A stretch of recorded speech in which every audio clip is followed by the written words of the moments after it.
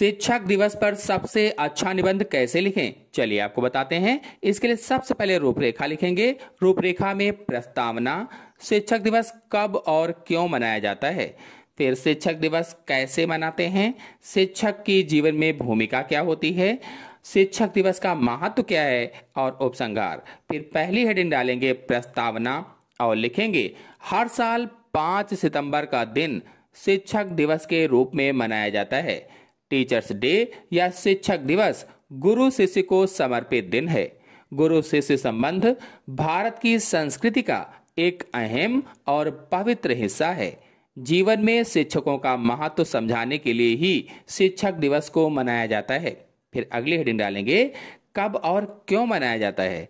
तो हमारे पूर्व राष्ट्रपति डॉक्टर सर्वपल्ली राधाकृष्णन का जन्म 5 सितंबर 1888 को हुआ था। भारत के पूर्व राष्ट्रपति डॉक्टर सर्वपल्ली राधाकृष्णन के जन्म दिवस के अवसर पर शिक्षकों के प्रति सम्मान प्रकट करने के लिए शिक्षक दिवस 5 सितंबर को मनाया जाता है।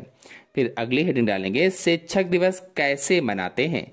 शिक्षक दिवस पर स्कूलों और कॉलेजों में भाषण, गीत, कविता आदि कार्यक्रम होते हैं। स्कूल के अलावा अन्य संस्थाओं में शिक्षक दिवस पर कई कार्यक्रम आयोजित किए जाते हैं। विद्यार्थी विभिन्न तरह से अपने गुरुओं का सम्मान करते हैं, तो वहीं शिक्षक गुरु शिष्य परंपरा को कायम रखने का संकल्प लेते हैं। स्कूलों में पढ़ाई बंद रहती है। स्कूल और कॉलेजों में पूरे दिन उत्सव जैसा माहौल रहता है।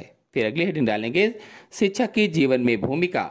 शिक्षक विद्यार्थियों के भविष्य को आकार देते हैं। वे नई पीढ़ी को शिक्षित करके एक बेहतर दुनिया बनाने की जिम्मेदारी उठाते हैं।